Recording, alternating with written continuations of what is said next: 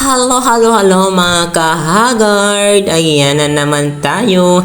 Nasa labas na naman tayo dahil niyaya na naman tayo ng ating beshi na kumain nga sa labas. Syempre, hindi naman ako sasama kung gastos ko. Alam niyo naman na wala tayong pera at wala tayong trabaho. Ayan sa mga kahagard.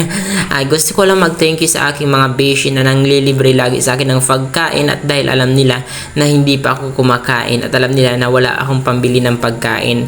Ayan, so andito nga kami sa Tito Mark Inazal dito sa may Santo Niño, Barangay Santo Niño, Marikina City. Ayan, malapit po ito dito sa may tulay ng Marikina, sa bayan ng Marikina. Ayan, maraming salamat po pala sa mga bago nating mga kaibigan na nag-subscribe, sumusuporta. Ayan po yung kanilang menu. Ayan, pwede po kayo dyan tumingin at dyan po kayo mamimili kung anong gusto nyo. Mayroon din po sila dito mga fried noodles kung gusto nyo. Pero siguro sa umaga lang sila nag-o-open ng ganyan. So ayan mga kahagard, mayroon din sila dito wifi. Iwan ko lang kung free yung wifi nila.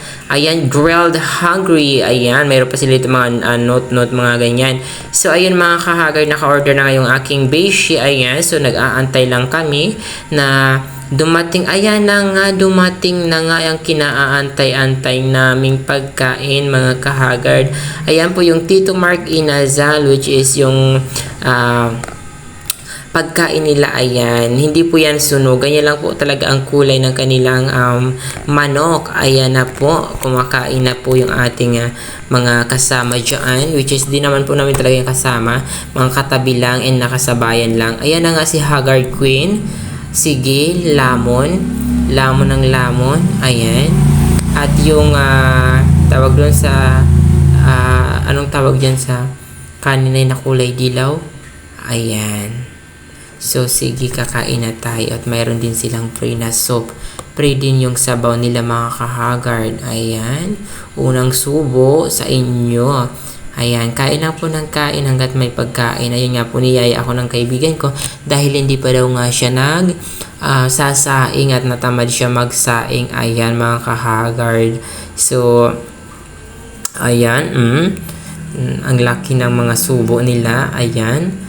Oh, sarap ng sabaw. Yung sabaw po nila dito is parang tawag doon parang shrimp soup. Ayan.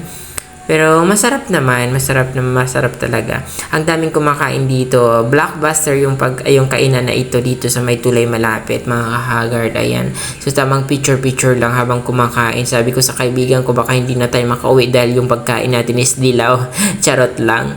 Ayun nga, at ang dami nga kumain dito, which is kami na lang natira kasi nga nagsialisa na sila kasi natapos na. So kami na lang natira at mayroon din mga bagong dumating dito at kakain din sila mga kahagard. Ayan, so medyo umulan-ulan nga sa labas. Ayan, at natapos na nga kami kumain ng aking kaibigan. Ayan, papunta na kami doon sa may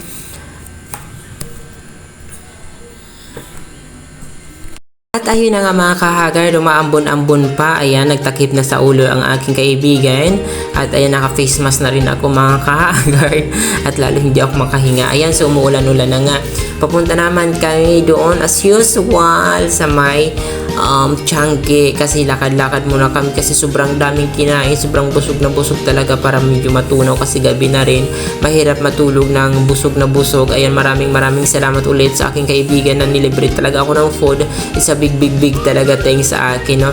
So ayun na nga, napakadaming tao talaga dito sa may Changi at saka napakamura lang talaga ng mga paninda nila dito, which is ayun yung mga paninda nila at problema lang talaga wala tayong pera, no? So kaya hanggang tingin lang talaga ako ngayon kasi yung Pasko ko talaga yung tuyo talaga yung Pasko, wala talaga, pero okay lang yan, ayos lang yan. Kahit wala kang pera, ang mahalaga ay humihinga-hinga pa kahit naman may mga pinagdadaanan tayo sa health natin or sa financial. Basta ang importante kayanin natin. So ayun na nga, andito na nga kami ng aking beshi at tingin-tingin kami sa mga paninda dito. Ayan, ang dami nga gusto kong bilhin pero anong gagawin ko, wala nga akong pera. Char. So syempre, tingin-tingin lang, okay lang yan sa tingin-tingin. Darating din ang panahon na mabibili mo yung gusto mo. Basta ang isipin mo lang ay kayang-kaya mo mabuhay kahit ng daming pinagdadaanan, ano. So ayun na nga mga kahagard, andito nga kami ng kaibigan ko dito sa may Changi at tingin-tingin lang din para naman libang-libang din kasi it's already 9 pa lang naman, alas 9 pa lang, so pwede pa tayong maglakad-lakad, no? Ayan, so napaka-boring kasi sa loob ng bahay mag-isa. Ayan, at nandito muna kami, dandan muna kami dito, ikot-ikot para naman ay sa ganun ay medyo matunaw-tunaw yung kinain, at napakarami talaga ng kinain, hindi ko na nga kinaya kasi sobrang busog na nga ako. Ayan, so salamat ulit sa aking kaibigan, sa mga nag-delivery sa akin ng food, sa big thank you po, appreciated po yan. Lahat-lahat po ng mga binibigay sa akin, ng mga kung sino man nagbibigay sa akin, kahit ano pa yung bigay sa akin, appreciated po yan, galing sa puso. Ayan, maraming salamat po talaga. Ayan, grabe, no? Ang ganda-ganda talaga kapag Pasko na. Thank you so much everyone. God bless.